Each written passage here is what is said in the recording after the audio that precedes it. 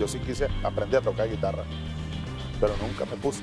Y en Yare, el sargento Freite toca guitarra. Y entonces yo le dije, enséñame, vamos a ver, teníamos tiempo. Pues yo soy zurdo, entonces había que voltear las cuerdas y tal. No, déjalo así más bien. ¿Qué manda hacer una guitarra para? Una guitarra para zurdo, porque el mundo cree, los derechos creen que van a dominar el mundo. Aquí estamos los zurdos, zurda conducta, más nada, zurda conducta.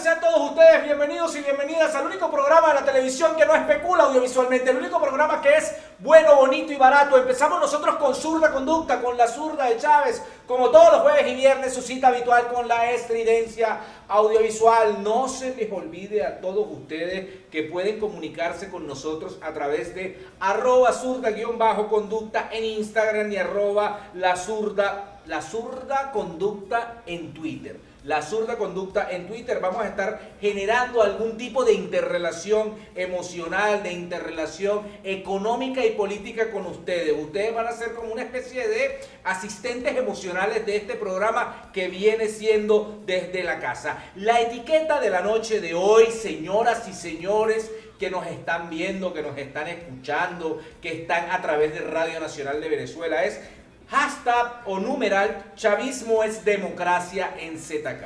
Hashtag o numeral chavismo es democracia en ZK es la etiqueta que nosotros los estamos convidando, que los estamos llamando a la reunión plena y sincera de cada uno de nuestros argumentos a través de las redes sociales, frente a algunos personajes, frente a algunas plataformas económicas, digitales, culturales, políticas y comunicacionales que tratan o tienen como objetivo tratar de desmoralizar al pueblo de Venezuela. El día de ayer, el compañero Diosdado Cabello salió a la palestra pública, salió a la calle, salió al combate. Algunos personajes, algunos medios de comunicación digital dijeron, plantearon del acabose, del ocaso, del eclipse de Diosdado Cabello. Y Diosdado Cabello salió a la calle a responder como debe ser, como lo hizo en algún momento determinado cada uno de nuestros cuadros que han superado el COVID y que estamos enfrentados a una serie de situaciones en el ámbito de la salud pública, pero que han recurrido obviamente al cuidado necesario,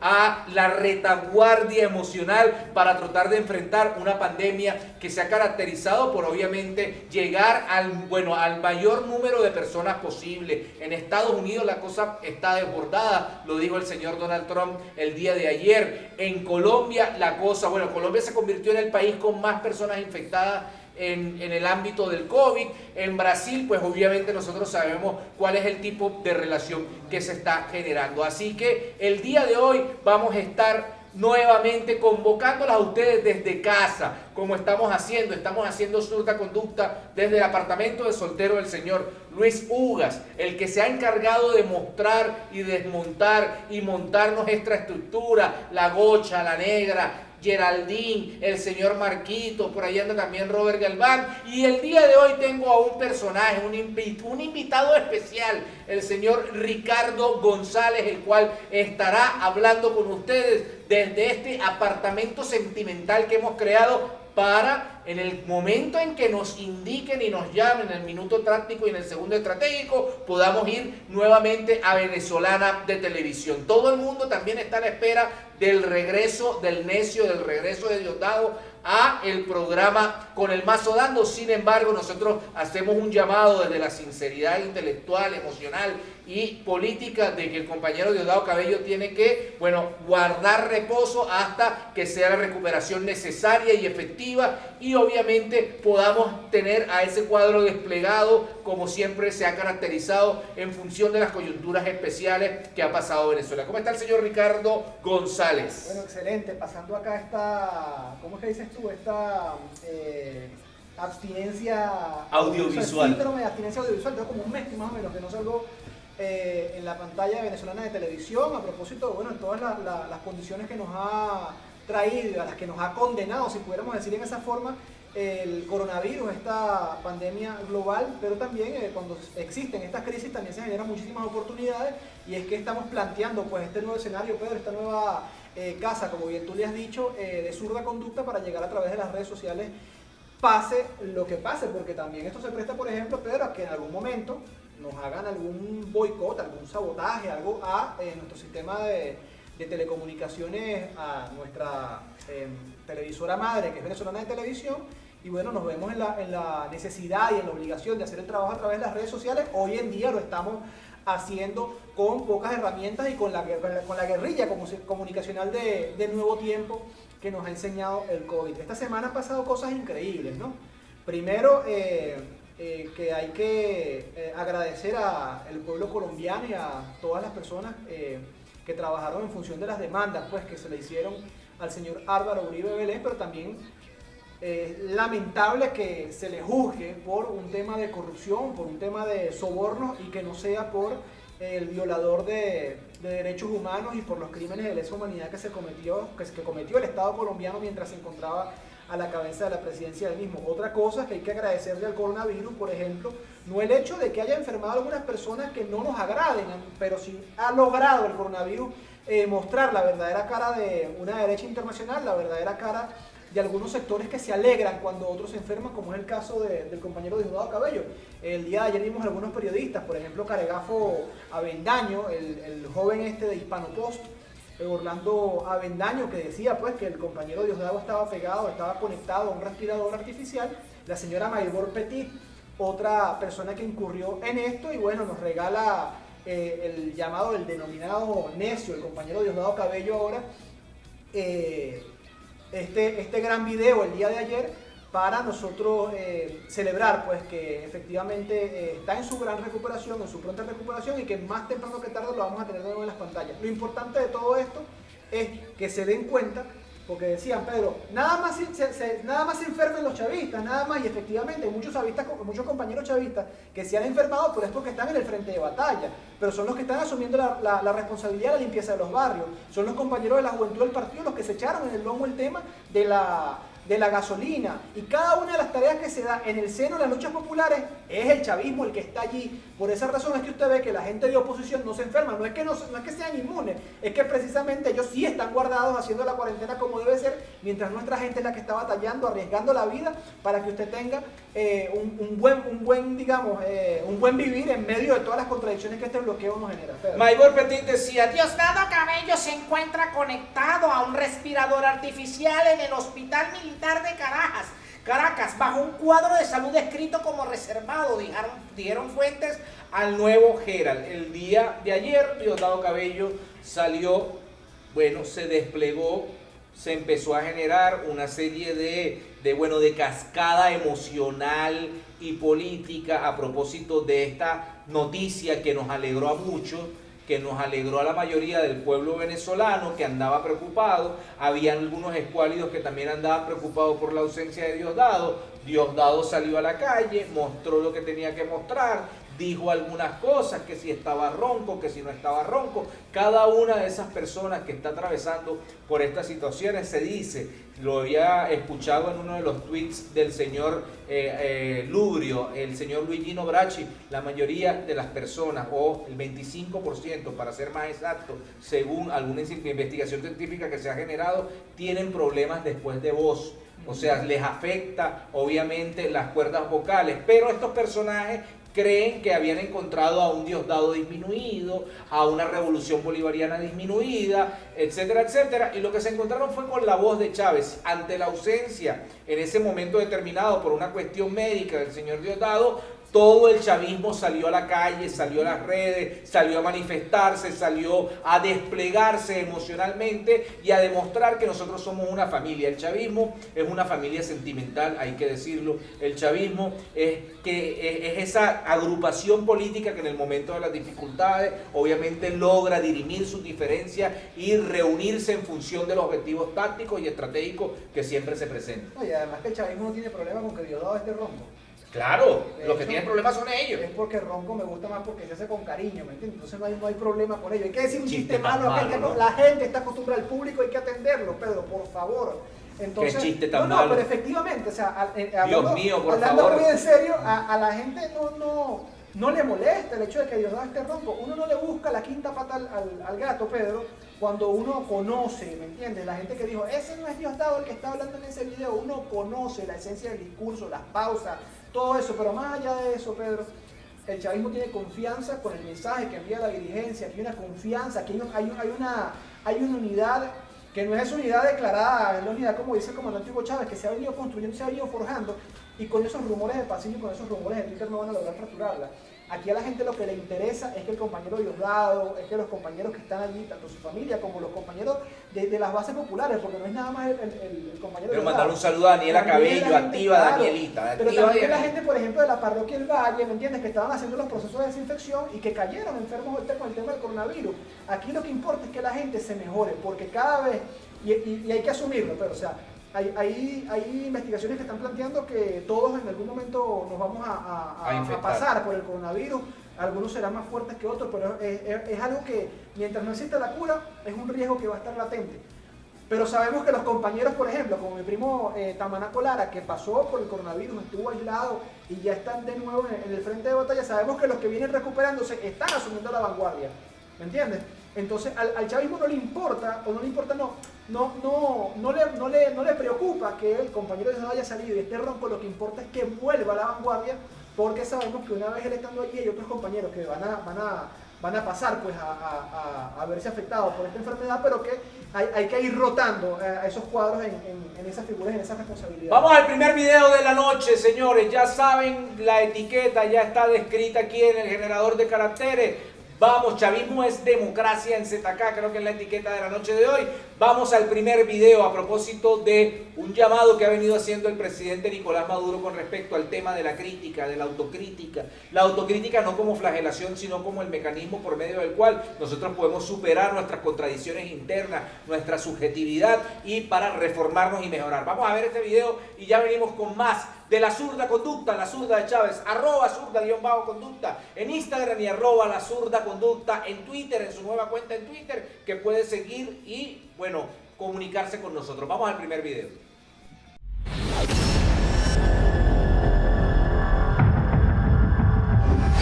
Yo soy el primer crítico de mí mismo y de este gobierno que yo dirijo. El primer crítico, yo creo que no hay más crítico que yo. Chávez, radical. La crítica, la autocrítica, eso no se lo podemos dejar a los canales de la oposición.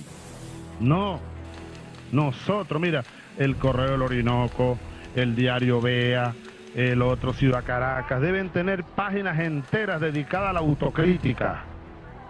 Que el pueblo tenga mecanismos, y que nosotros lo leamos. No le dejemos eso a canales de oposición que lo hacen de manera interesada para atacar al gobierno y siempre le dan la vuelta. La naturaleza burguesa es la prepotencia, complejo de superioridad, entonces ahí no cabe la autocrítica. No, yo soy perfecto. No, que autocrítica. Nosotros, en cambio, tenemos que ser humildes, tenemos que vestirnos de humildad, los revolucionarios, y ser, como decía el Che, profundamente autocríticos. No podemos ni ofendernos, ni sentirnos mal por los errores, por las cosas que no nos salen. No, hagamos la crítica nosotros mismos. Pero nosotros mismos no tengamos ningún complejo. No, que eso le hace daño al proceso. No le hace daño, le hace bien al proceso. La crítica del pueblo, la autocrítica no le hace daño, le hace bien. Le hace bien. Ahora, hagámosla con lealtad al proceso, con lealtad a los principios, no imbuidos por dañar a alguien, porque ya entonces la cosa viene envenenada, ¿ves? No, vamos de manera ética, con moral, la autocrítica y la crítica. Y además tomando en cuenta aquello que está escrito, y es palabra de Dios, decimos los cristianos. Antes de criticar la paja en el ojo ajeno, mira la viga que a lo mejor, digo yo, tienes en el tuyo. A lo mejor cada quien tiene sus vigas, ¿verdad? Por eso es que uno tiene que salir de los palacios y de las oficinas y coger calle y oír al pueblo, que el pueblo lo interpele a uno, lo regañe, lo agarre por la pechera, lo arrastre. Ven acá, Chávez, como me arrastró una señora por aquí una vez y me arrastró y me llevó para arriba, agarró por la pechera y me regañó. Y me dijo cuando el golpe aquel de diciembre, después del golpe, vino el golpe petrolero, no había comida, no había pero ni hallaca, no había nada, la burguesía tratando de derrocar a Chávez por hambre, que el pueblo se alzara. Y la señora por aquí me agarró por la pechera y me dijo, ven acá, y me dijo, Chávez, mira, ahí estamos cocinando, será piedra, con las patas de mi cama. ¿Tú sabes qué madera es esa? Estaba ardiendo la leña, estaba cocinando con leña, no había gas, no había gasolina. Y entonces me dijo, estamos cocinando un arrocito, Chávez, para mi marido que está enfermo, no caminaba, y mis hijos, en la azotea de un rancho aquí. Y me dijo, mira, Chávez, yo podré tumbar mi rancho, para que más comeremos piedra. Carajo, pero no te rindas, muchacho, me dijo esa vieja. Una mujer negra, sólida, grande, inmensa, gigante, una giganta. No te rindas. Y le dije, no me rendiré, que cómo voy a rendirme yo con ese reclamo del pueblo. Entonces uno tiene que salir, darle la cara al pueblo, a los reclamos de los trabajadores, de las mujeres, de los niños, de los estudiantes, y no refugiarse, ni darle la cara para acá o voltearse para otro lado. No, para poder gobernar en función de lo que el pueblo reclama.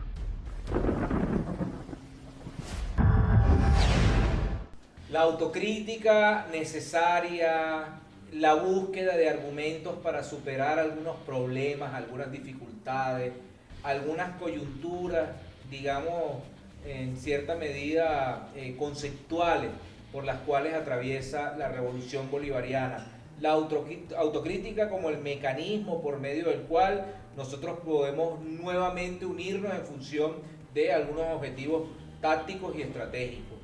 El presidente Nicolás Maduro ha enarbolado las banderas, creo que esta semana lo hizo en una alocución presidencial con respecto al tema de las tierras, al tema de la agricultura, al tema de las semillas, y yo creo que esa unidad en medio de la diversidad es lo que nos puede a nosotros fortalecer, y por eso nosotros sacamos como bandera ese Chávez radical, ese Chávez aleccionador, ese Chávez que fustiga en medio de algunas diatribas conceptuales, ese Chávez que nos llama a nosotros a retomar el proyecto original, a retomar pues obviamente las banderas de la dignidad del pueblo campesino, de la dignidad del pueblo obrero, de la dignidad del pueblo estudiantil, de la dignidad de aquellas personas que en algún momento determinado pues siguen levantando las banderas de la lealtad de Hugo Chávez, del proyecto original de Hugo Chávez, ese proyecto que está basado o que a tres bandas pasa por el tema de las comunas, por el tema de la organización popular, pero por el tema de la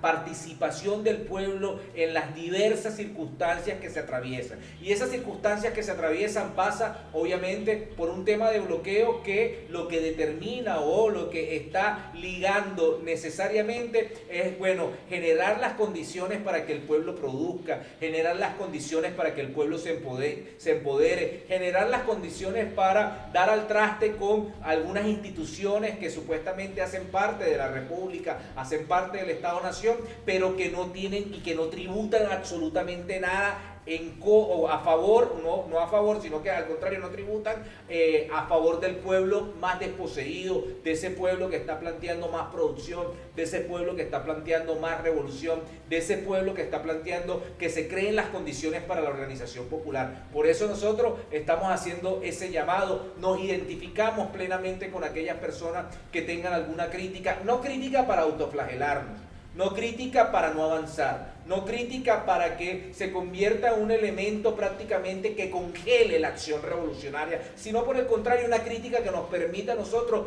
vernos a las caras como iguales y poder afrontar una serie de desafíos circunstanciales que atraviesa la revolución bolivariana. ¿Qué dice el señor Ricardo? Sí, que efectivamente el tema de la crítica no pasa solamente por quejarse, ¿no? Sino es una crítica No, con para propuesta, nada. sino es una crítica con propuesta, hermano, y eso hay que asumirlo bien. Hay un montón de gente ahí en las redes sociales que queja, o sea, como dice la frase popular, se queja más que un camión de pollito. O sea, es puro quejarse, quejarse, quejarse, quejarse.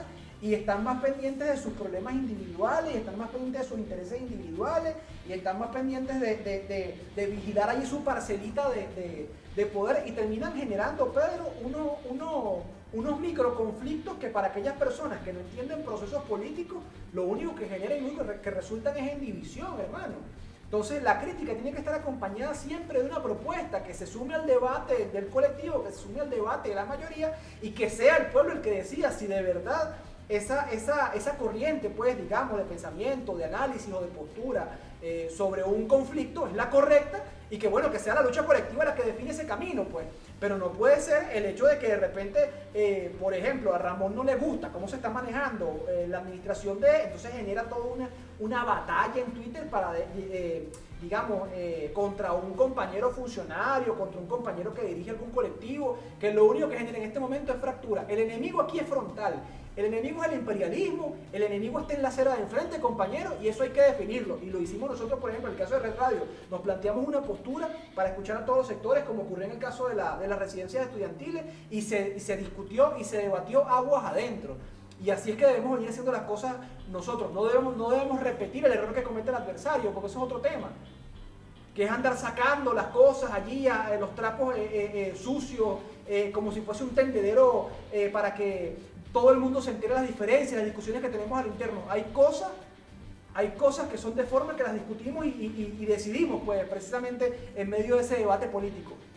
Pero hay cosas que no están en discusión. El proyecto socialista no está en discusión por ningún lado, ninguna de las facciones. El que usted escuche por allí, que coloque el proyecto socialista en crisis, que lo coloca en tela de juicio, hermano, ese compañero no está vinculado ni al chavismo, vinculado a la revolución. Lo único que está interesado es en dividir.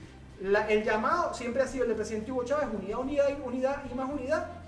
Y todo aquel que busque, hermano, a través de chismes, sin ningún tipo de propuesta de solución, lo único que está apostando es a la fractura, y es allí donde se mete Operación Gedeón, es allí donde se mete Guaidó, es allí donde se mete el Imperio Norteamericano y cualquier nombre que usted le quiera colocar al divisionismo que busca fracturar las fuerzas de la revolución. Bueno, el presidente está haciendo ese llamado a la construcción de un horizonte estratégico y de que no nos quedemos en esa autocrítica nada más para autoflagelarnos, sino para avanzar, y que los errores que se hayan cometido pues se puedan definir en un proyecto estratégico, avanzar en ellos, superar a esos conflictos y así poder tener un escenario más plausible en función del proyecto de Hugo Chávez. Vamos con este video a propósito de los personajes que hablan del tema de la libertad de expresión, de los personajes que hablan del libre mercado, cómo Estados Unidos está atacando a diversas plataformas y redes sociales que no supuestamente tributen a la imagen y figura del supuesto personaje espiritual llamado Donald Trump, que está prácticamente a puertas de un fracaso electoral. Vamos a ver el video y ya regresamos.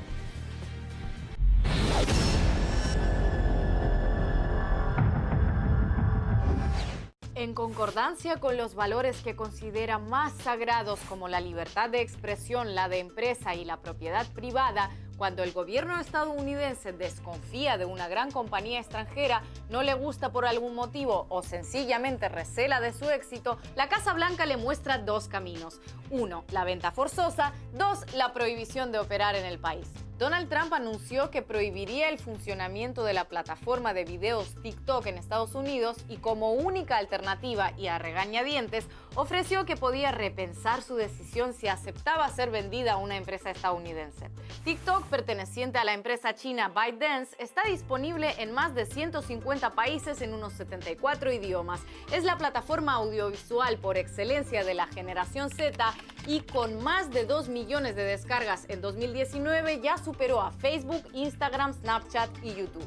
Las acusaciones contra la plataforma no son nuevas y casi todas giran en torno a que podría usarse como herramienta de espionaje por parte de Pekín. Como ya viene siendo costumbre, la ausencia de pruebas para sustentar esos señalamientos es total y TikTok siempre ha negado cualquier puerta trasera en su aplicación. Para intentar proteger la red de esas acusaciones que afectan a sus potenciales suscripciones, la compañía creó un centro de transparencia en Los Ángeles y nombró como director ejecutivo de TikTok al estadounidense Kevin Mayer, que anteriormente trabajó en una empresa tan vinculada a los servicios secretos chinos como Disney.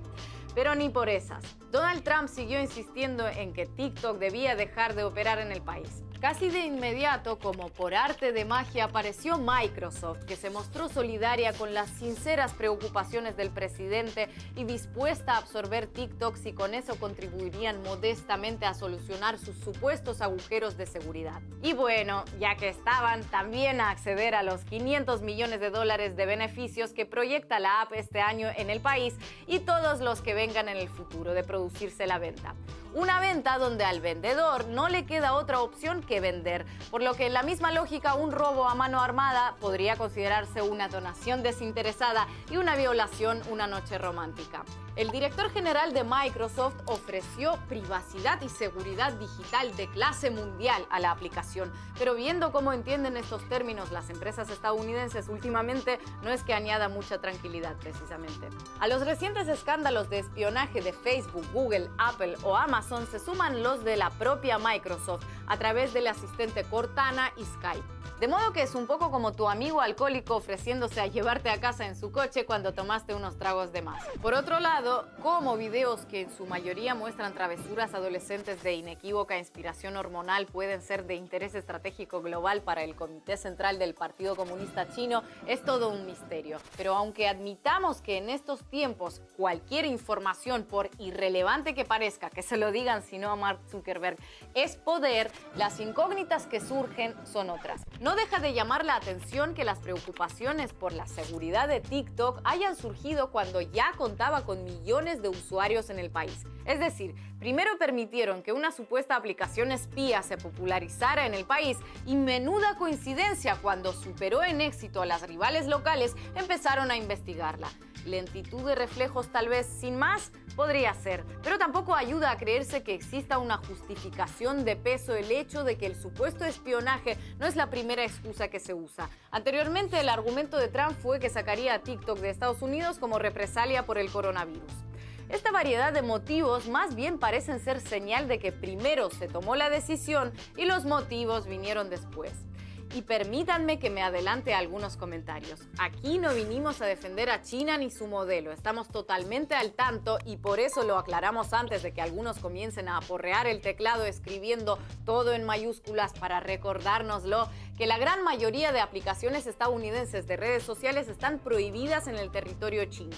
Pero ahora lo noticioso, lo sorprendente y lo novedoso no es que Facebook o Twitter no puedan operar en China, algo de sobra conocido y que forma parte del estricto control que ejercen las autoridades chinas sobre el Internet en su territorio. Lo sorprendente y novedoso es que Estados Unidos, que siempre juzga y mira por encima del hombro a los demás en este aspecto, ahora tome exactamente la misma medida. Porque hasta ahora su actitud siempre ha sido: los chinos prohíben nuestras redes sociales en China porque no son una democracia como nosotros. En cambio, nosotros permitimos competir en nuestro territorio a cualquier compañía de cualquier lugar porque la libertad de expresión y la libre competencia forman parte de nuestras convicciones más sagradas y irrenunciables. Unas convicciones que al parecer en el fondo no son ni tan sagradas ni tan irrenunciables como para dejar que otros te ganen con las mismas reglas que siempre defendiste.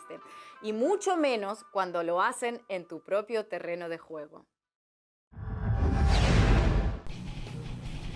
Bien, yo en lo particular no soy TikToker, ¿no? Y creo que eso tiene una función y tiene una generación. En algún momento iremos a crear un TikTok de zurda conducta y el arte de la imitación. Y empezaremos a hacer... El arte, tú sabes que en algún momento determinado las redes sociales crearon los blogs y la gente escribía como 2 cuartillas.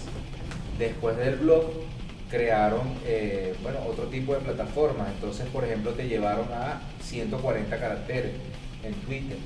Después te redujeron las redes sociales a una foto. Ahorita te reducen las redes sociales a una imitación. Es decir, el arte de la imitación, el arte del efecto reflejo que pueda generar esas redes sociales en la conducta humana. Ahora bien, ¿por qué es tan peligroso las redes sociales como TikTok a Donald Trump? No sabemos. parece que ese sector... Esperemos que nadie lo imite a él. No, Por porque favor. para imitarlo a él, bueno, tienes que estar en una isla prohibida con una carajita de 14 años. Ven, un mensaje fuerte. Y hasta peor. Y hasta peor, ¿no? De cosas que pueden pasar. Pero, por ejemplo, yo vi a Obama haciendo TikToker ahorita en estos días, Sí, bailando con unos Es que a chamitos. eso te ¿Me refería, entiendes? pues, O sea, son espacios de comunicación y son herramientas. Por ejemplo, a mí no me gusta el TikTok. Hay un chamo ahí que se llama, no recuerdo, uno que está comentando los inventos de 5 Minute Hacks, ¿sabes? Que son como para arreglarte la vida, que el tipo es divertido, o sea... claro, hay cosas rescatables de las redes sociales. Claro, pero entonces uno empieza a entender que son otras maneras, otros códigos, otras formas que de repente están atadas a un De la tema generación generacional. Z, como dicen. Exacto. Pero ¿será que los chinos hicieron una lectura mucho más desde el punto de vista de marketing? Pero desde el ¿quién, tema del dijo que, gobierno? pero ¿quién dijo que fueron los chinos según ellos? Pero vamos a colocar un Ellos le caso. colocan un Vamos enemigo. a darle la razón a los gringos por una vez en la vida. Estoy sacando mi corazón escuálido en este momento. Vamos a colocar. Los chinos no tienen derecho de repente a tener una lectura más avanzada en función de marketing. Una vez que la hayan pegado. Una vez la pegó China. Vamos a colocarla así. Pero entonces... Los chinos la están pegan haciendo- todas las oportunidades. Pero vamos a colocar el derecho a la duda. Pero le vas a agarrar tú y le vas a prohibir a China que entre en tu mercado esa herramienta porque te va a hacer inteligencia. Pero es lo Entonces, mismo que ¿por qué hizo no- Huawei, por qué pues no hizo con agarra- Huawei. Pero ¿por qué no agarra, por ejemplo, y toma la misma decisión sobre Facebook? Y sobre todo la red de Facebook, que se extiende a Instagram, que se extiende a WhatsApp y que se extiende a su vez a todos los programistas y todos los softwares, las aplicaciones Pero- para identificación del rostro, para cambiarte la cara de viejito, que es una central de inteligencia vinculada a Mark Zuckerberg que viene de la NSA, Pedro. Pero lo que ¿Entiendes? te vas a dar cuenta es que en algún momento determinado, mira, Donald Trump dijo, bueno, vamos a regular qué es lo que está haciendo Twitter porque Twitter puso un filtro con respecto al tema de las informaciones Sobre el sesgadas y coronavirus. mentirosas con el tema del coronavirus. Facebook le acaba de quitar un mensaje que lanzó el señor Donald Trump que era mentira con respecto al tema del coronavirus y te darás cuenta en algún momento determinado que Donald Trump va a enfrentar obviamente a Mark Zuckerberg como así enfrentó al dueño de Twitter, pero con el tema del TikTok fue que él hizo una reunión con algunos TikTokers y los TikTokers se le fueron en medio de un evento que tuvieron, le hicieron como una especie de desplante y por eso él carga una rechera. Y por eso ahí es cuando el señor Obama llega, hace un videito de TikToker como para decirle, hermano, no estás reconociendo obviamente Will los Smith. nuevos lenguajes, las O sea, nuevas el TikTok se ha narrativas. convertido en Estados Unidos, Pedro, en una expresión de protesta.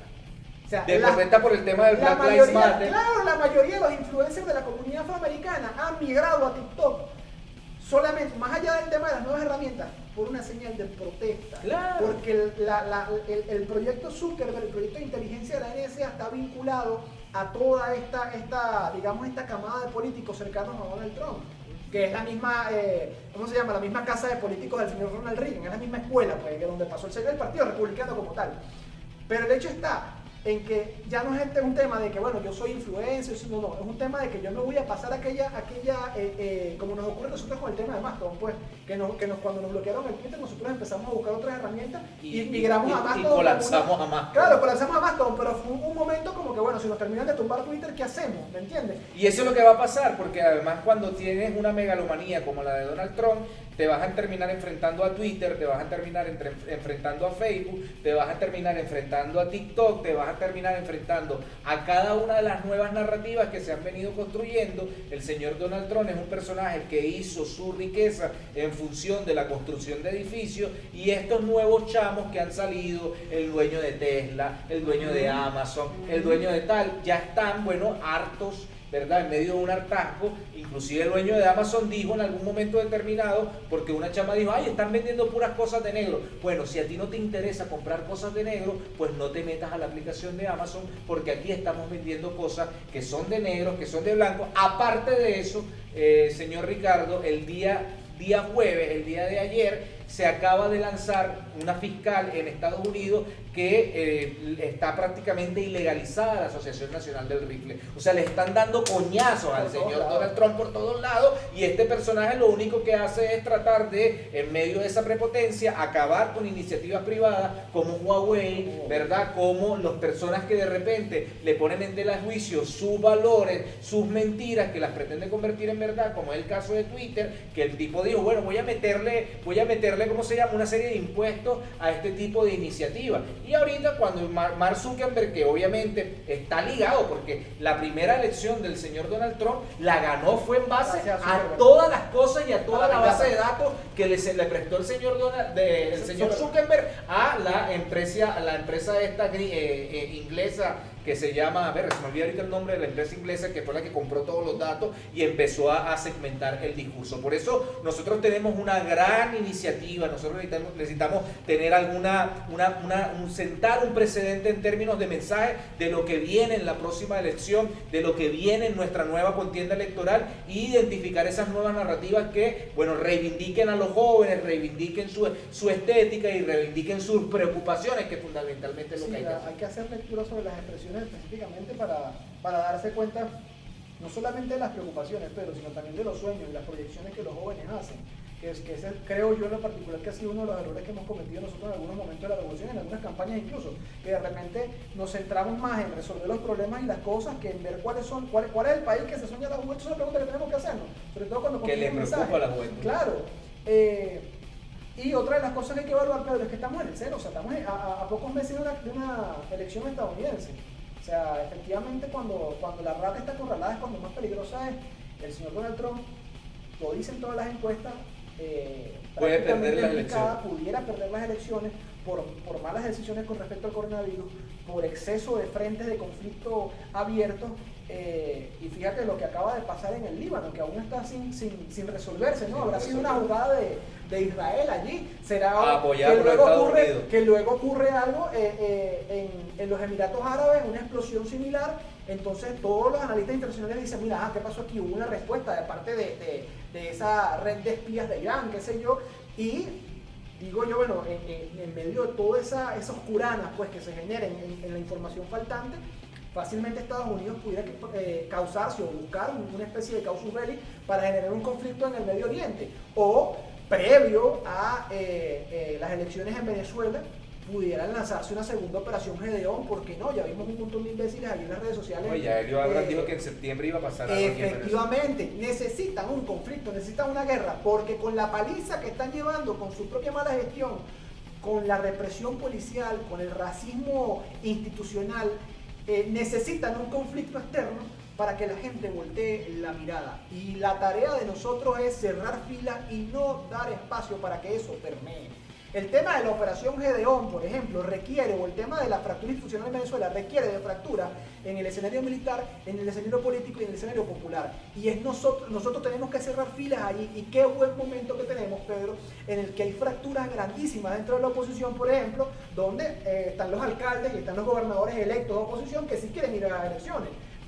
Hay sectores dentro del llamado G4 que sí quieren ir a las elecciones. Yo entrevisté el pasado lunes a Leocenis García, que decía que él mismo se había reunido con Voluntad Popular, con sectores de Voluntad Popular, que no son la macolla, que no son la cúpula de Voluntad Popular, y se había reunido además con gente de Primera Justicia. Y la gente quiere votar, en Venezuela la gente quiere votar, se quieren medir. Y es bonito que dentro de la misma oposición la gente quiera saber de verdad si gente como el señor Leopoldo López, si gente como el señor Juan Guaidó, si gente como el señor el del CJ, que ya no me acuerdo ni siquiera del está Julio Borges, el asesino de niños Julio Borges, de verdad tienen popularidad y de verdad tienen liderazgo en Venezuela, o lo único que son es una cara visible, es una puesta en escena que ha generado una especie de chequera, o es una pistola en la cabeza contra Venezuela para robarse el dinero que está en el extranjero.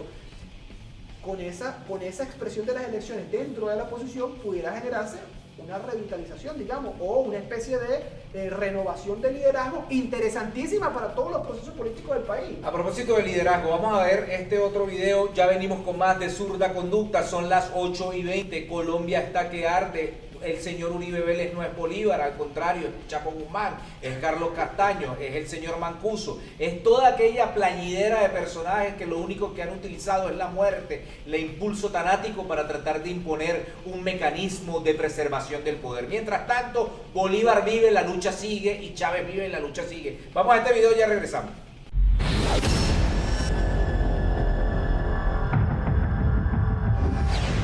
The United States is lowest in numerous categories. We're lower than the world. Lower than we're the lower world? than What is that? Europe. In what? Look. In what? Take a look. Right here. Here's case death. Oh, you're doing death as a proportion of cases. I'm talking about death as a proportion of population. That's where the US is really bad. Much worse than South Korea, Germany, etc. You can't do that. You have Why to go. can't I do that? You have to go by where. Look, here is the United States. You have to go by the cases. The cases. Why not as a proportion of population? What it says is when you have somebody that where there's a case. Oh, okay. The people that live from those cases. It's surely a relevant statistic to say if the US has X population and X percentage of death of that population versus you South have to Korea. go by the cases. Well, look at South Korea, for example. 51 million population, 300 deaths. It's like, it's crazy. Pero resulta increíble cómo el magnate del mismo universo, de toda la cadena hotelera, de las grandes empresas, de los medios de comunicación, no tenga un asesor de prensa que le mande un buen guacho, como decimos aquí, con las alertas y los análisis de las cifras. O sea, el tipo confundiendo una no sé qué relación de defunciones por coronavirus, de muertos por coronavirus, creo que es en función de los casos totales. Cuando el periodista le dice, hermano, en las cifras por millón, ¿verdad?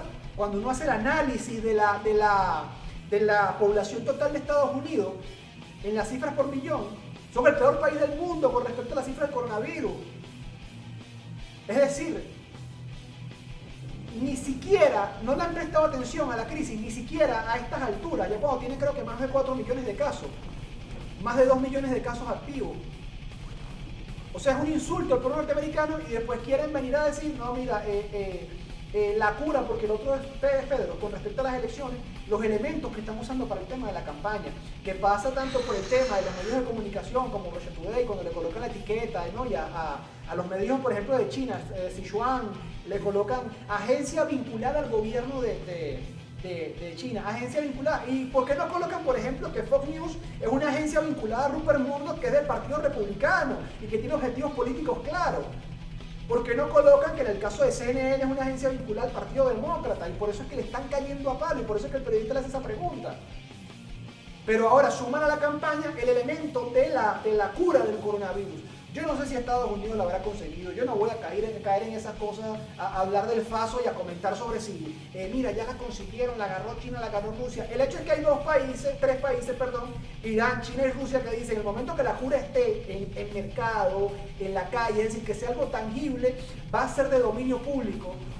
Y que es una postura que está apostando a que salgamos de esta crisis que afecta a todos los países del mundo. Y sale el imbécil de Donald Trump a decir que cuando tenga la cura, va a tener la cura antes del final de año, simplemente, y eso se llama la campaña de intriga, ¿no? Antes de la elección, simplemente que para que cuando esté, o sea, si no está Donald Trump no se consigue la cura, es decir, como posicionan como elemento electoral la cura, y posicionan al Mesías Donald Trump. Si Donald Trump no está, él es la condición sine qua non para que Estados Unidos logre alcanzar la meta o el objetivo que se posicionen allí. Entonces es una vaina completamente nefasta, es algo que obviamente no esperamos de Donald Trump, una postura humana, una postura que defienda la vida de los estadounidenses, pero lo que estamos explicando acá es la razón por la cual ellos necesitan de un conflicto ajeno a su realidad interna. Es decir, es como cuando usted discute con su pareja y comienzan a contarle cosas del pasado o empieza a hablar del vecino. Están buscando un señuelo, están buscando distraer, un pote de humo para poder salir del foso electoral o del foso numérico que presentan en las encuestas. Mira, vamos al otro video de la noche, es @zurda_conducta en Instagram, @lazurdaconducta en Twitter. Y ya venimos con más de este programa peripatético.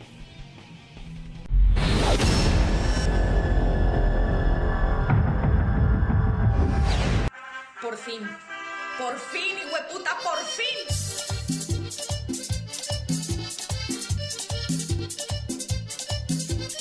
La génesis del expediente se remonta al 17 de septiembre de 2014. Ese día el congresista Iván Cepeda promovió un debate de control político contra el expresidente y senador Álvaro Uribe Vélez y presentó el testimonio del exparamilitar del bloque Metro, Juan Guillermo Monsalve. Monsalve le narró al senador Cepeda y después a la justicia que en la hacienda Guacharacas, de propiedad de la familia del expresidente, se habrían promovido grupos de autodefensas a mediados de los años 90. La fiscalía tiene probadas consignaciones por más de 10.900.000 pesos. pesos que el abogado Diego Cadena le entregó a este ex paramilitar. Él dice, el ex paramilitar, que fue a cambio de cambiar el testimonio. ¿Qué dice Diego Cadena? Que fue un acto humanitario.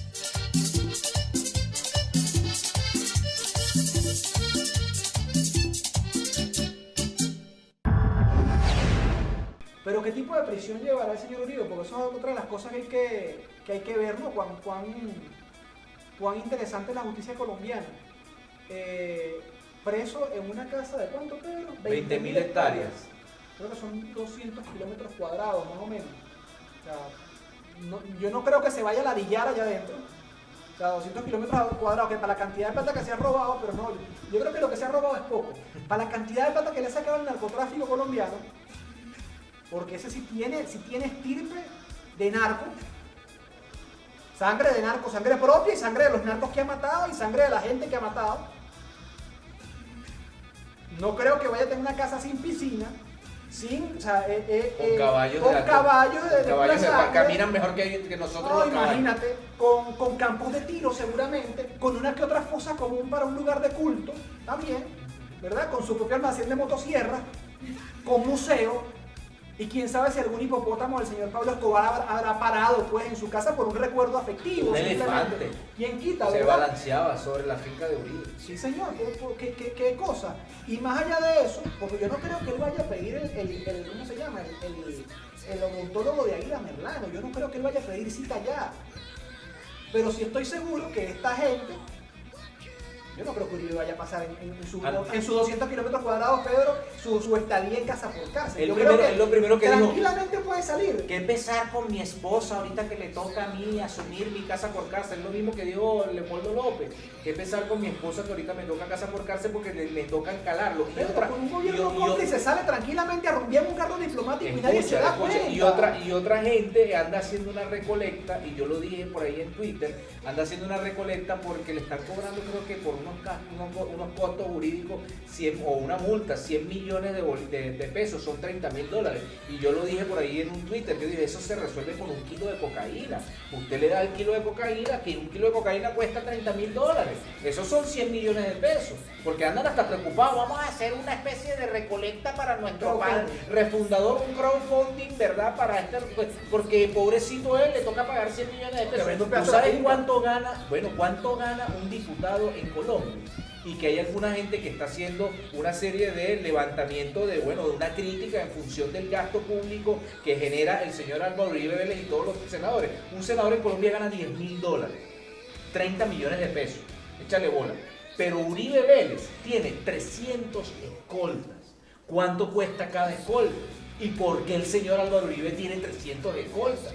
De que hay que cuidarlo. ¿Tendrá algún problema con el Chapo Guzmán, con el cartel de Sinaloa? ¿Se habrá metido en alguna culebra? ¿Se habrá generado alguna cosa? Y cuando la gente está haciendo una especie de un uribatón, una especie de ¿cómo se llama? Un teletón de Uribe. Un teletón de Uribe. Hermano, el señor Álvaro Uribe Vélez se gana 34 millones de pesos, es decir, $10.000 mensuales como senador. Pedro, y como expresidente vitalicio se gana un montón de plata más. Pedro, súmale a eso las platas de negocio ilícito. Y súmale a eso lo que le debe haber quedado a él del tema de las pistas aéreas. Súmale a eso, Ricardo, que hace pocos días, que lo decíamos en el programa el día de ayer con el señor Cabeza de Mango, acaban de agarrar al piloto, lo agarraron, prácticamente en una versión ya no tan humana, sino porque el tipo murió calcinado en una avioneta. Llevaba, un montón de cocaína, ¿verdad? Hacia el cartel de Sinaloa, porque Uribe es la bisagra entre el cartel de Sinaloa y el cartel de Medellín. Salió de Colombia. No salió de aquí del aeropuerto Caracas. Escucha, Juan Pablo Guanipa acaba de decir que ese avión salió aquí de Venezuela. ¿Ves? Para que te des cuenta un poco de la locura de estos personajes. Pero el piloto personal de Álvaro Uribe Vélez, que creo que había aportado a la campaña 20 millones de pesos, es decir, $5.000, $6.000 a la campaña de Duque, ese personaje murió llevándole un alijo de drogas al señor Chapo Guzmán, o no al Chapo Guzmán, Aquino, el hijo de Chapo Guzmán. ¿Ves? Para que te des cuenta un poco de la situación que se está generando. Súmale a toda la aberración. Bueno, vamos a colocar la cosa así, pues a Uribe sí lo metieron preso y va a dar justicia en Colombia, justicia para el pueblo colombiano. Y él se va a aburrir en esa casa de 200 kilómetros cuadrados porque él seguramente no tiene wifi. Seguramente no tiene wifi, no tiene caballo, nosotros somos una habladora de pendejada acá y no tiene ni siquiera un Nintendo Switch o un PlayStation para pasar la cuarentena, ¿verdad? No tiene nada, ni juegos de mesa, le robaron el monopolio. ¿Cuándo van a investigar los crímenes por narcotráfico? ¿Cuándo van a investigar los crímenes por masacres, por fosas comunes? Por ejemplo, recuerda que Uribe en esta por la participación en acciones recuerda paramilitares. que Uribe en esta oportunidad cayó preso fue por un delito menor, como cayó, ¿cómo se llama el dueño? Al Capone cayó fue por un tema de impuestos.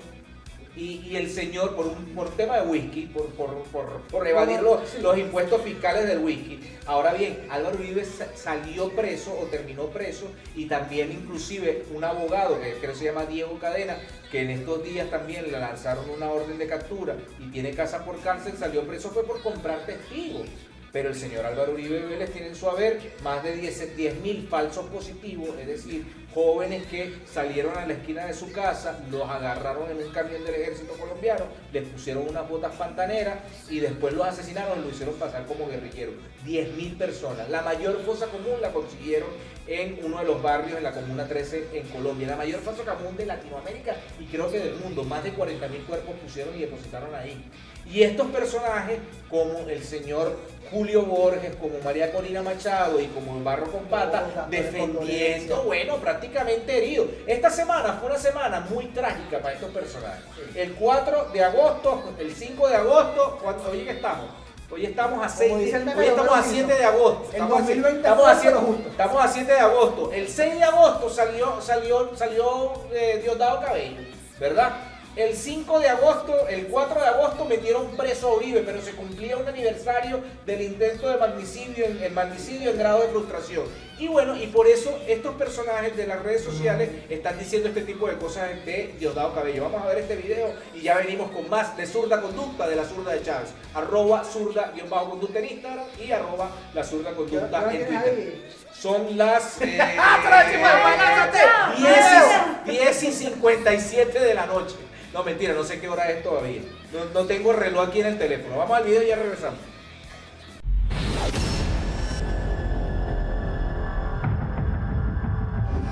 Muchos están preocupados por la salud de Diosdado Cabello. ¿Qué pasa con Diosdado?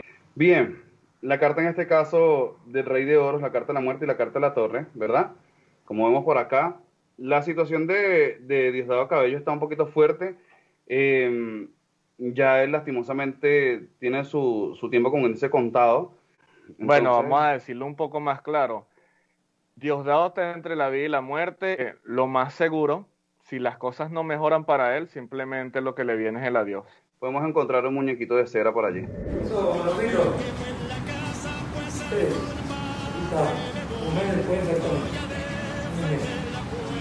Dios te bendiga, qué bueno, gracias a Dios. San Benito, échate un palo y canta.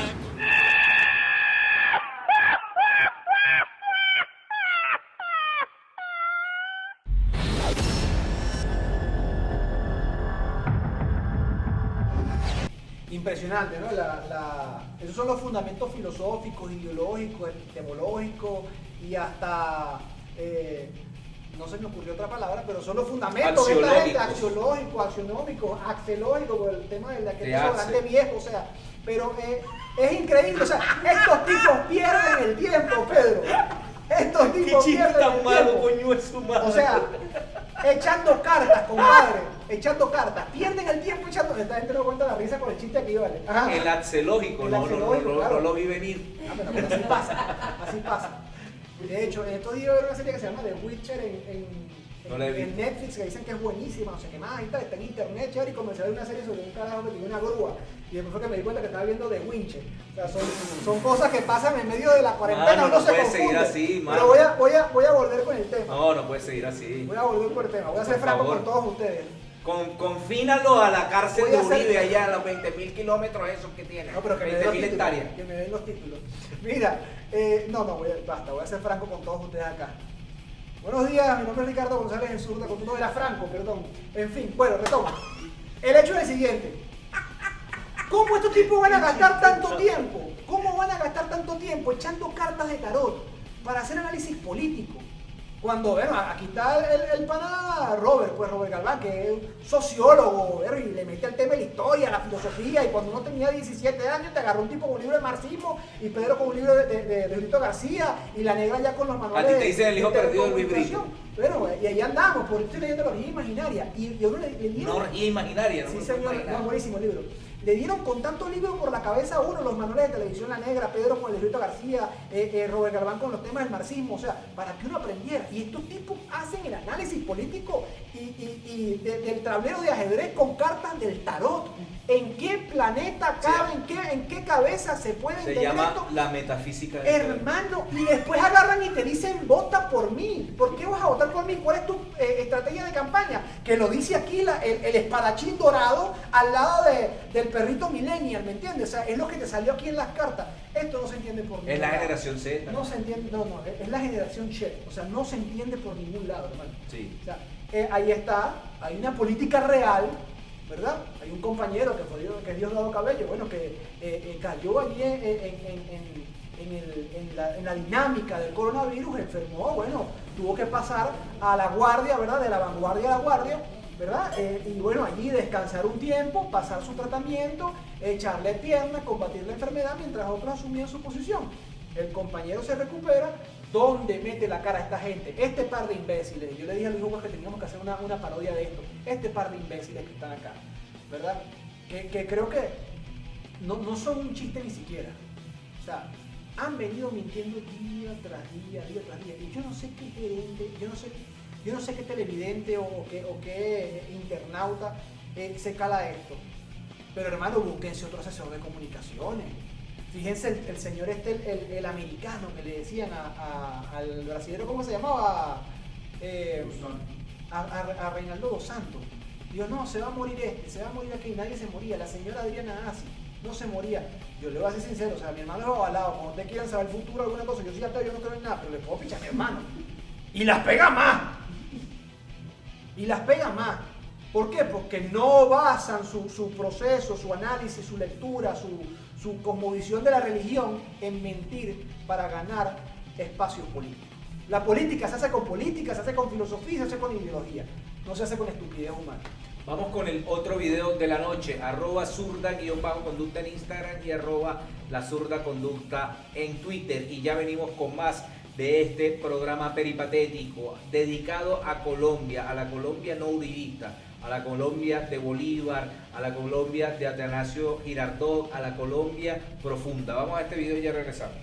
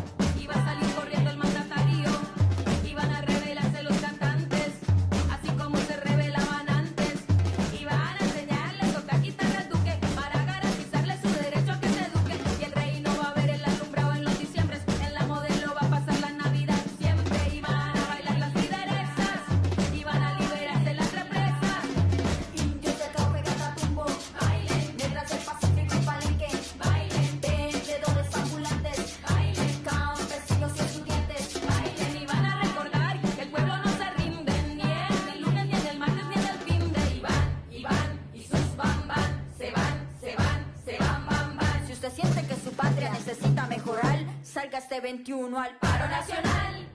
El pueblo no se rinde, carajo. El pueblo no se rinde, carajo. El pueblo no se rinde, carajo. El pueblo no se rinde, carajo. El pueblo no se rinde, carajo. El pueblo no se rinde, carajo. El pueblo no se rinde, carajo. El pueblo no se rinde, carajo.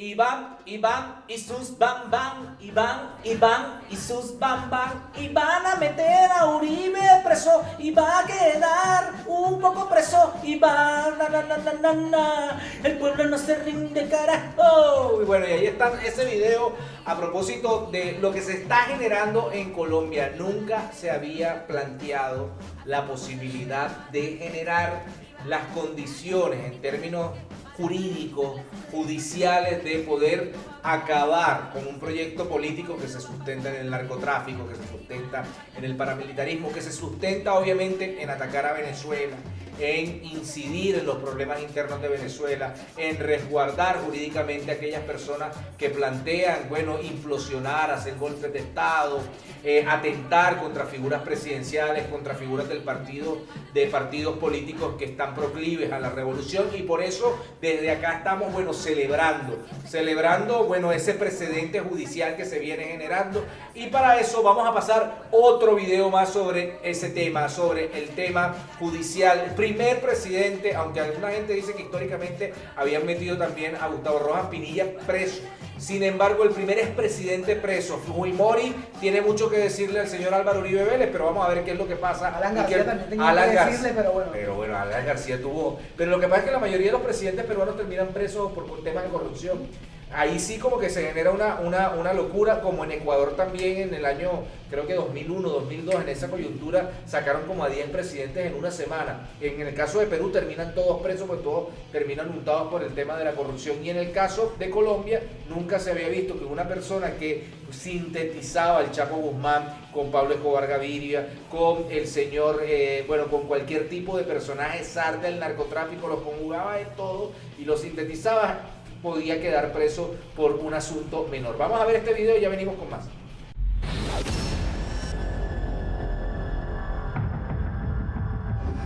Para nosotros es algo supremamente histórico. Nunca en 200 años de historia republicana habíamos tenido un presidente judicializado. Nunca hemos tenido presidentes investigados, pero por ese fuero presidencial, el cual pues su juez natural es una institución que la componen políticos, la cual se llama Comisión de Acusaciones, es un órgano dentro del Congreso de la República. Hágase de cuenta que en México los mismos parlamentarios, diputados, como se les llame, fueran jueces. Es que se trata ni siquiera de independencia de los poderes, que es un principio base de una sociedad democrática. Y en Colombia los congresistas son los mismos jueces de los presidentes. Eso no tiene sentido.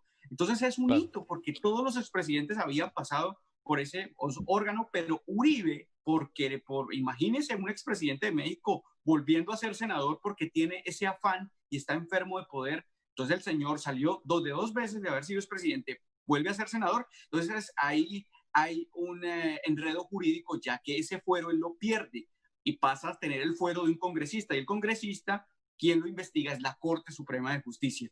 El señor se puso a delinquir después, así que pues como decimos coloquialmente en Colombia, pues tome para que lleve, se ganó su investigación.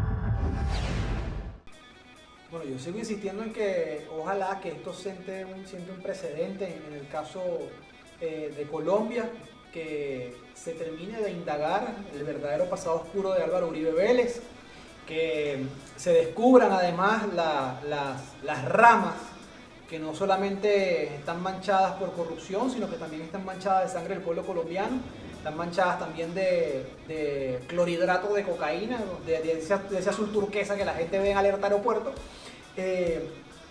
y que se termine de desnudar pues esta camada de políticos que se han hecho con el poder en Colombia desde hace bastante tiempo, utilizando la violencia como única herramienta de lucha, utilizando el miedo y un sistema electoral sobre todo extremadamente viciado.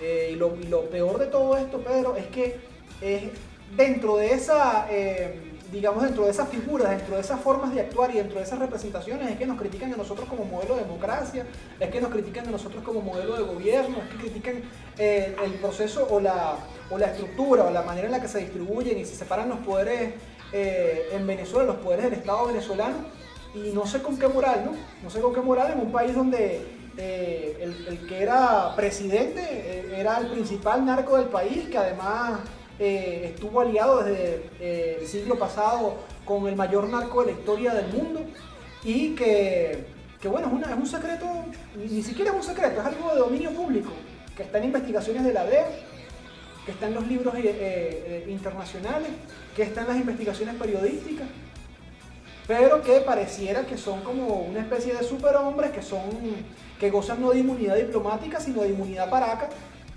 que pareciera ser un poder especial en el Estado colombiano y que no sé si será la expresión, pero pareciera pues que tienen que calársela y que tienen que soportarla, porque en ningún momento de la historia pareciera, espero que no sea así, pero pareciera que en ningún momento de la historia se les va a investigar, indagar ni nada por el estilo. Es algo muy similar a lo que ocurre en el caso de España con la familia real, donde el rey es corrupto, donde se cometen allí abusos contra menores, donde se hacen, por ahí está, que se escucha la voz de Eli Primera precisamente porque estamos diciendo lo cierto.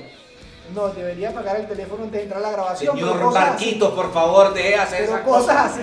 Entonces el rey de España puede cometer delitos de corrupción, pueden abusar de menores, pueden hacer escándalos, vender armas, traficar cosas ilícitas en valijas diplomáticas y nadie les dice absolutamente nada. Y cuando llega el momento de la justicia, bueno, la agarra y se va, no sé si estará en Portugal, no sé en qué país estará en este momento, pero son sujetos en Dominicana, el rey, bailando merengue, qué bien. Como hizo Cristóbal Colón cuando llegó a una isla paradisíaca. Fíjate.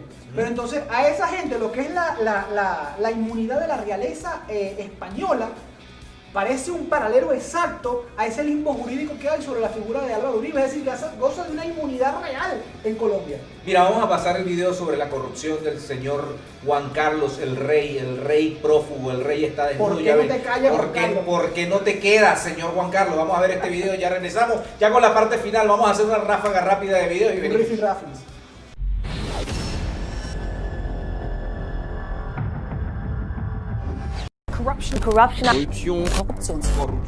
Corrupción.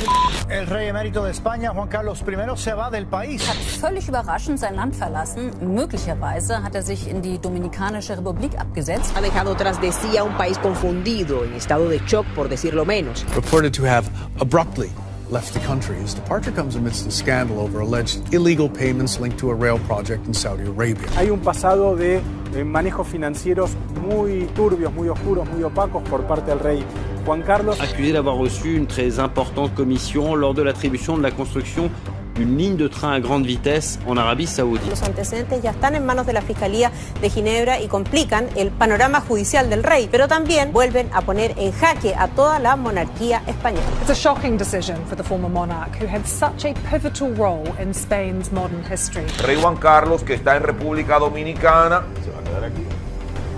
Salió corriendo, delincuente internacional, el emérito ladrón que salió huyendo de España. At the same time, you've got the authorities in Switzerland looking at two particular bank accounts with hundreds of millions of dollars said to be in them, apparently linked to the former king in Spain.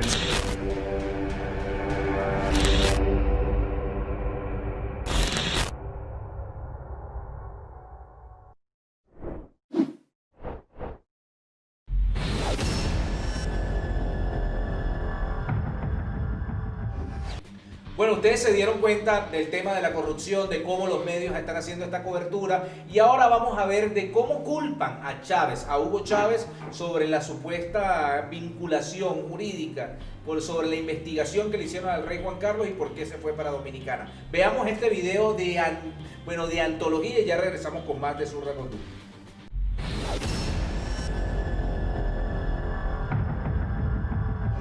Completamente clara, don Juan Carlos tuvo una intervención en la conferencia iberoamericana, la cumbre iberoamericana de Chile, en la que les petó en defensa de un presidente socialista, de José Luis Rodríguez Zapatero, a Hugo Chávez, el dictadorzuelo de Venezuela, les petó: ¿por qué no te callas?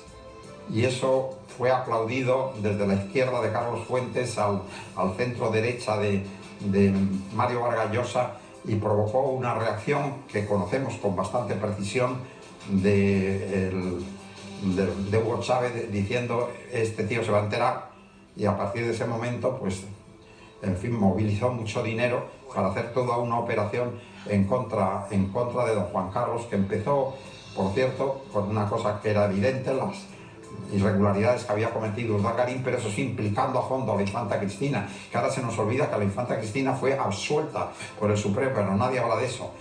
Lo que pasa es que, claro, se prorrogó en fin, el procedimiento durante 2 años, se hizo un daño lateral a la monarquía muy potente y a fin de cuentas, pues vamos a convenir en que al juez Castro, que yo no dudo en absoluto de su independencia y la proclamo, le ofrecieron ser diputado de Podemos por Baleares y no aceptó porque el Consejo General del Poder Judicial había prorrogado su mandato. Y después, que entonces fue presidente de la Audiencia de Baleares, el juez Illanes, que es un hombre admirable y que tampoco yo dudo de su independencia, pero en fin, se convirtió en el juez de la Audiencia Nacional que sentó a la infanta Cristina en el banquillo de los acusados, se convirtió en diputado de Podemos por Baleares. Bueno, son cuestiones que exigen una cierta reflexión si queremos hablar desde la moderación y desde la prudencia. En todo caso, don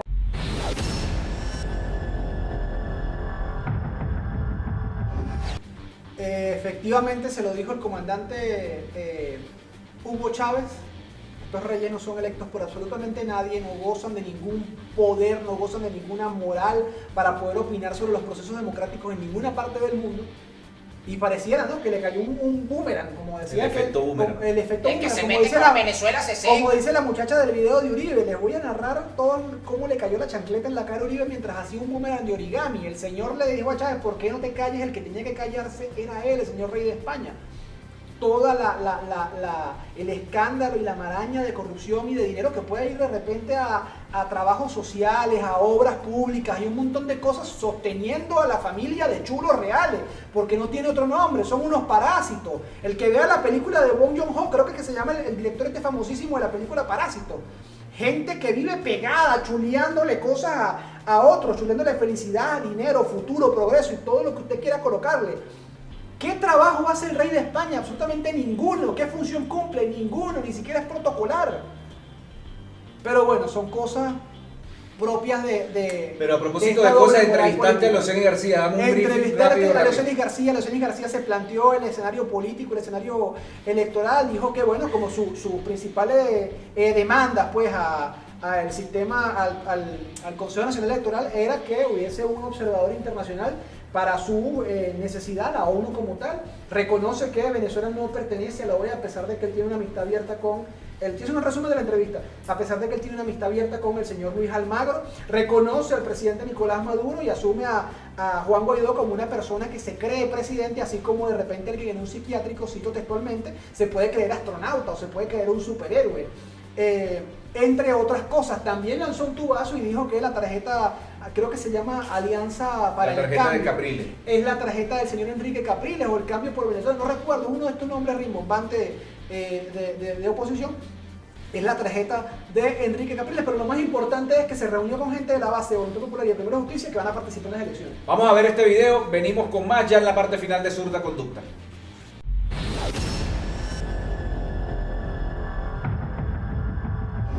Prometió, están aspirando un cambio, y ese cambio, Ricardo, o se hace con voto o se hace con bala.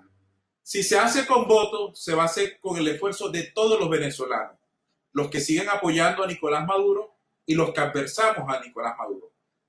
Si se hace con balas, la sangre va a ser la de los venezolanos, pero no de los venezolanos que llaman a que otros pongan la sangre que va a humedecer los pavimentos de Venezuela. Porque yo no he visto ni a los hijos de Leopoldo, ni de Guaidó, es que ese no tiene hijos, ni a los hijos de la doctora María Corina, ni a los hijos del doctor Julio Borges, ni a ninguno de ellos que hayan muerto en las protestas que ha habido aquí en Venezuela. Aquí han muerto los hijos del pueblo. Y ya basta de que los políticos quieran llegar al poder a base de la sangre de otros venezolanos.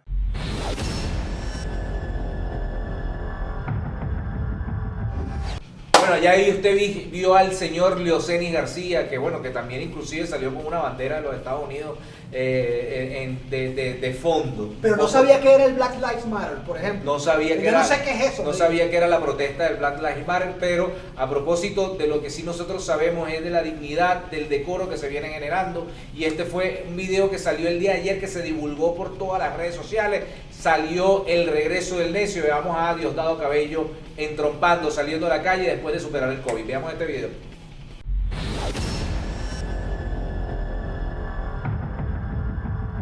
¿Qué pasó, Manorcito? Aquí está. Un mes después exactamente. Un mes. Dios te bendiga, qué bueno, gracias a Dios. Aquí está Tito, Marlene. Pronto todos juntos. Gracias, Señor.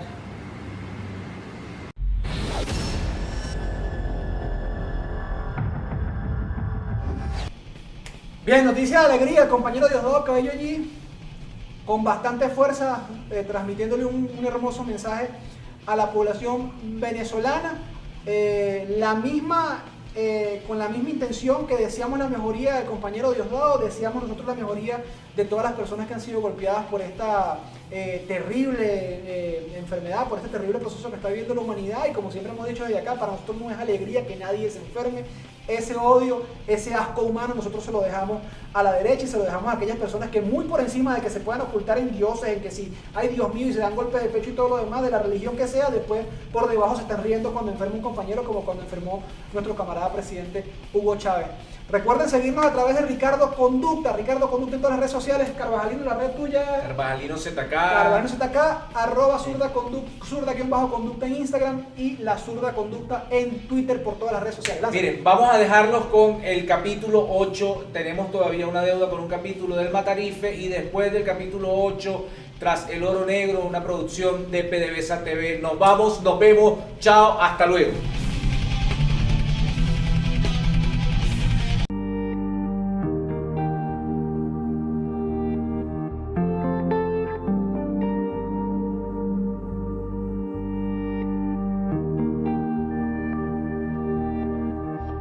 Tenemos la posibilidad también de vivir en toda la historia. Tenemos la posibilidad de partir en dos. La historia de Colombia con un solo objetivo: unir a los colombianos. Ofrecemos algo elemental, simple y sencillo: que la vida no sea asesinada en primavera.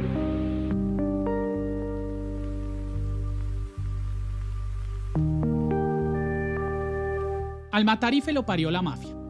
En ella creció y ella lo educó. Los pasos que ha dado en su vida son los que daría el miembro de un cartel cumpliendo las labores que le exige su organización. Como todo mafioso, siempre ha estado rodeado de bandidos, y como todo capo, él ha sido el más peligroso de todos ellos. En la aeronáutica civil, César Villegas, alias El Bandi, su mano derecha en la oficina de planeación, le serviría no solo como vocero de los miembros del cartel que necesitaban tramitar las licencias de las pistas y las aeronaves que transportaban diariamente cocaína, sino como partner de las empresas que necesitaba para lavar su dinero. Así lo narra la revista Newsweek cuando denuncia la sociedad que tenían en la empresa BC Maderas, empresa que es el punto de partida de la investigación y condena en contra del Bandi por lavado de activos, enriquecimiento ilícito y narcotráfico. Este es uno de los primeros testigos que se enferman de esas devastadoras gripas de plomo que tanto aquejan a los ex socios del Matarife. En 1995, lo primero que hace Uribe al llegar a la gobernación de Antioquia es nombrar a su mejor amigo Pedro Juan Moreno como su secretario de gobierno. Moreno, reconocido por sus vínculos estrechos con narcotraficantes y con los aún nacientes grupos paramilitares, cumple las mismas labores que cumplía el Bandi en la Aerocivil. También fue socio de empresas al servicio del narcotráfico durante el tiempo en que fue su subalterno y, al igual que el Bandi, terminó muerto en extrañas circunstancias. El general Ritualejo del Río con Pedro Juan Moreno organizaron toda una estructura para recoger dinero de los empresarios. 4 personas: Ritualejo del Río, Pedro Juan Moreno, Carlos Castaño y empresarios con el gobernador en ese entonces, Álvaro Uribe, consolidaron la propuesta que más tarde conocimos como las Convivir. Pedro Juan Moreno, en abierta enemistad con el Matarife, muere asesinado el 24 de febrero de 2006 tras un atentado que hace caer a tierra el helicóptero en el que viajaba. Moreno había sido denunciado por la DEA por tratar de introducir al país grandes cantidades de sustancias controladas para la producción de cocaína a través de la empresa GMP Productos Químicos y, casualmente, también era testigo de varias de las masacres que les indican a Uribe, pero murió antes de que pudiera abrir la boca.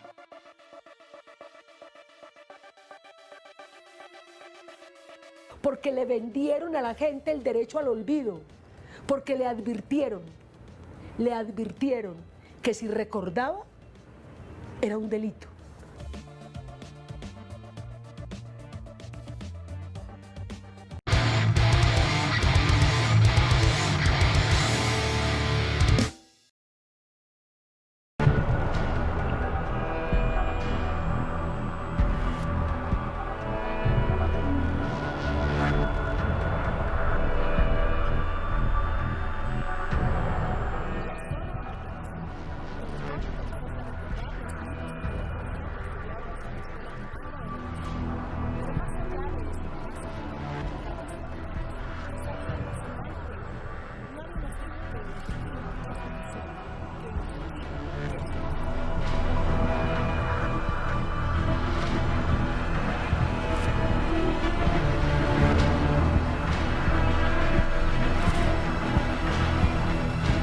En la actualidad, esta tierra es defendida soberanamente por nuestro Estado, pero es perseguida para satisfacer los intereses de quienes siempre andan tras el oro negro.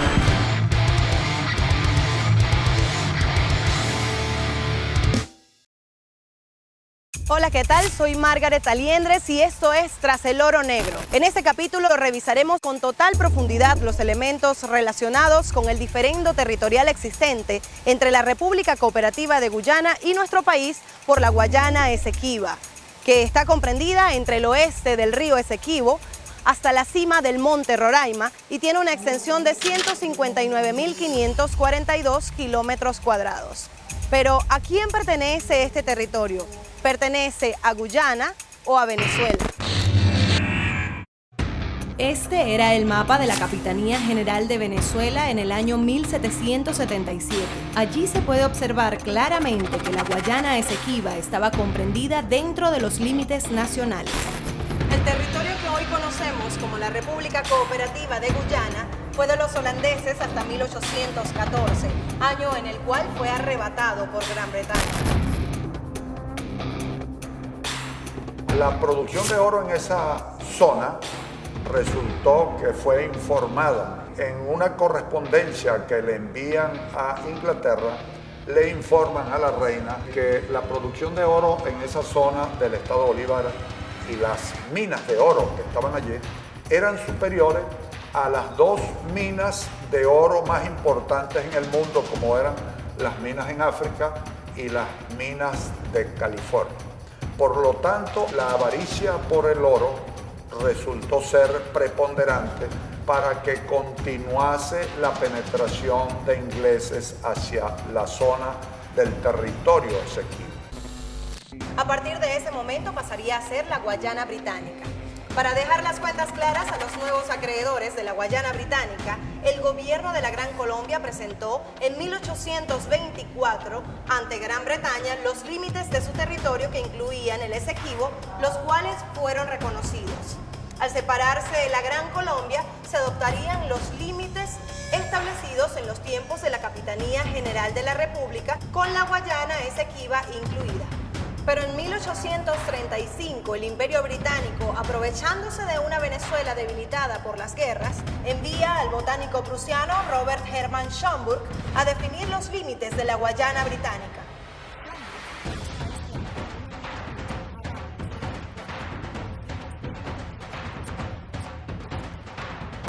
Robert Schomburg hace la primera medición del territorio que comprende los establecimientos de Demerara, Berbice y Esequibo al este del río Esequibo, y solo en ese primer mapa, en esa primera medición que él hace, incluye 4.920 kilómetros cuadrados, sobrepasando al oeste del río Esequibo.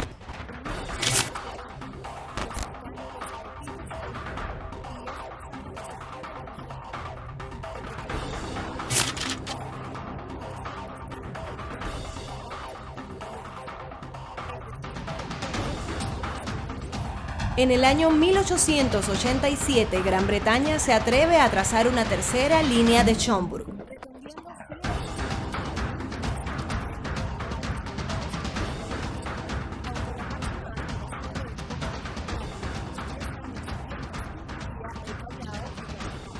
Frente a esto, el gobierno de Antonio Guzmán Blanco reacciona y rompe relaciones con el Reino Unido durante esa década. Pero el robo del Esequibo se fraguaría en 1899.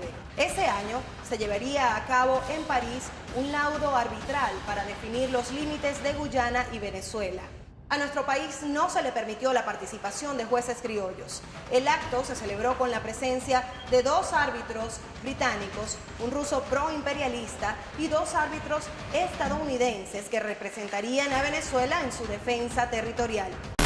Ese mapa, que es de una importancia vital, fue ocultado en todo aquel proceso arbitral en 1897, que en 1899, el 3 de octubre, da como resultado de que en una componente imperialista de Inglaterra, Estados Unidos y Rusia deciden entregarle 159.500 kilómetros cuadrados de nuestro territorio a Inglaterra.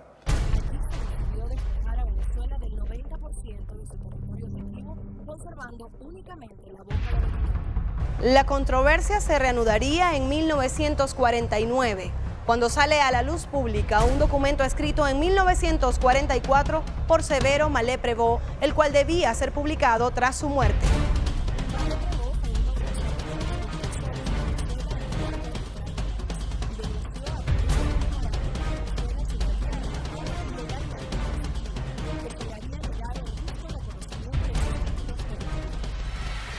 En el año 1966, la Guayana Británica se independizaría de la Gran Bretaña y pasaría a ser la República Cooperativa de Guyana.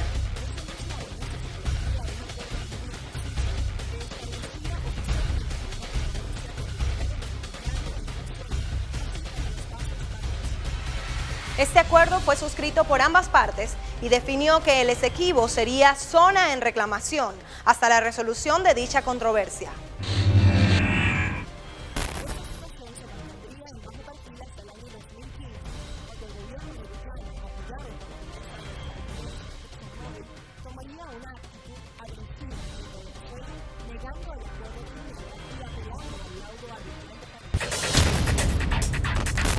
Estados Unidos pasó a ser en esta película un actor que cambió de rol para poner en marcha su receta desestabilizadora en Sudamérica. Sin recordar sus obligaciones como Estado de las Naciones Unidas, como miembro de la Unión de Naciones Suramericanas y como Estado miembro de la Organización de Estados Americanos, Venezuela ha buscado el camino de la intimidación y la agresión. Venezuela está trazando una bordera, está desestabilizando una región estable del planeta, utilizando la fuerza contra un Estado pacífico y pequeño.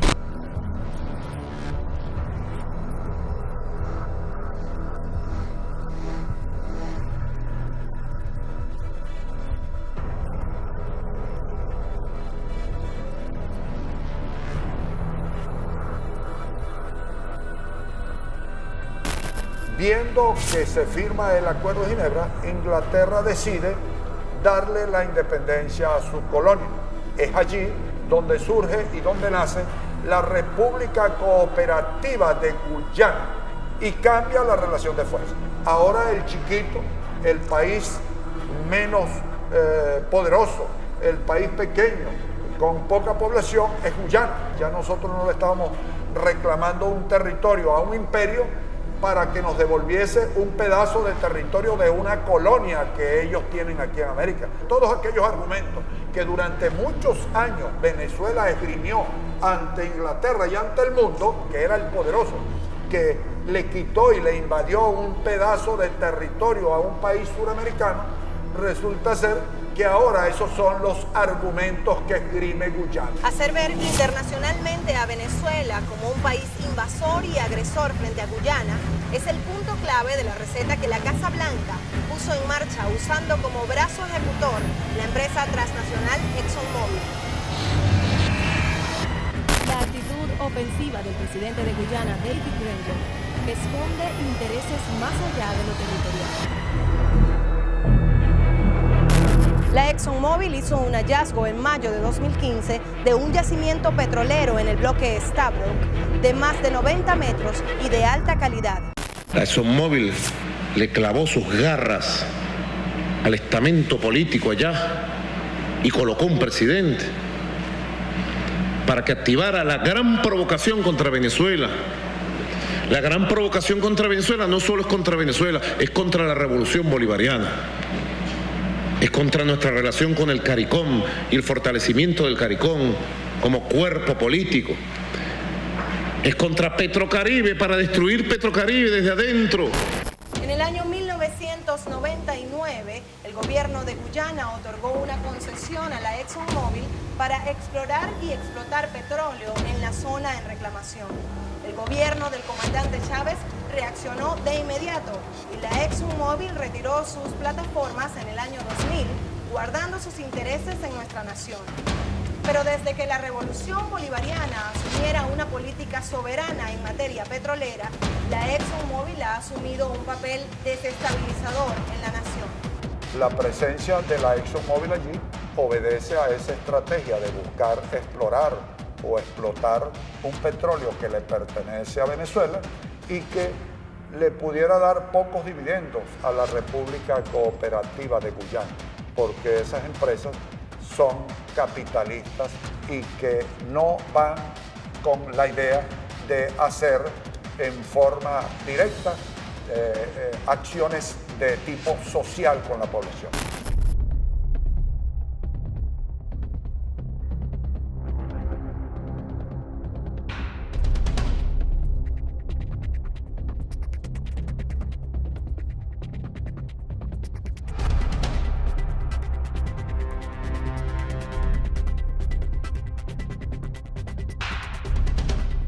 Glad we've opened the door, and I'm glad that you're part of opening the door for us. Well, yeah, we're just excited as the Guyanese population, people. So.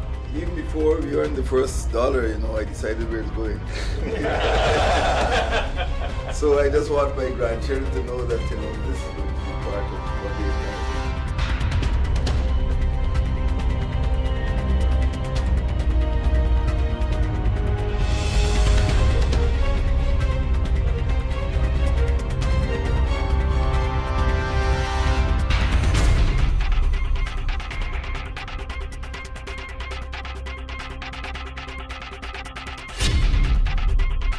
We need to build a lot of stuff before we get to that point. Economic viability. Right. First the economic viability and then several years of construction to build all that equipment. Pesa constatar que la única y sorprendente agresión es que el gobierno de Guyana haya permitido a una transnacional tan poderosa como la ExxonMobil incursionar en territorio en reclamación entre ambas naciones, que en nada pretende solventar el derecho al desarrollo de Guyana. Según el Ministerio del Poder Popular para las Relaciones Exteriores, el Esequibo resguarda grandes riquezas naturales, tales como la bauxita, el manganeso, oro, diamantes, caolín, arenas, arcilla, sílice, mica, hierro, uranio, cobre, hematita y coltán, el llamado oro azul para las empresas tecnológicas y telefónicas. Además, cuenta con bosques madereros, reservas forestales, parques nacionales e inigualables maravillas hidráulicas. Muy apetecible, ¿cierto?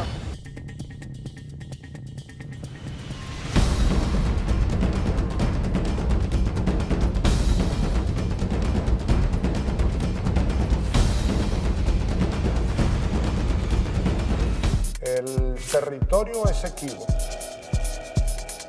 es un espacio geográfico que, perteneciéndole a Venezuela,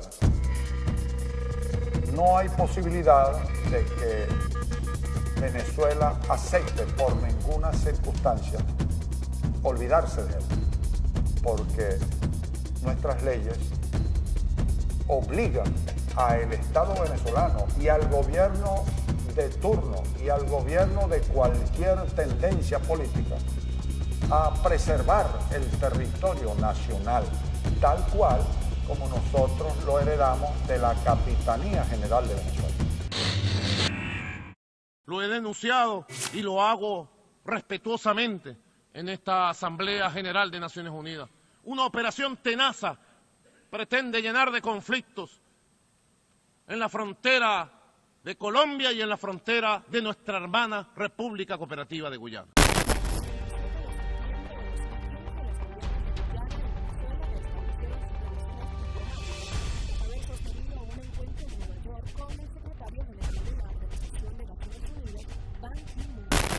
Desde la sede de la organización, el presidente Maduro aseguró que Venezuela insistirá con la política diplomática de paz para dirimir cualquier controversia.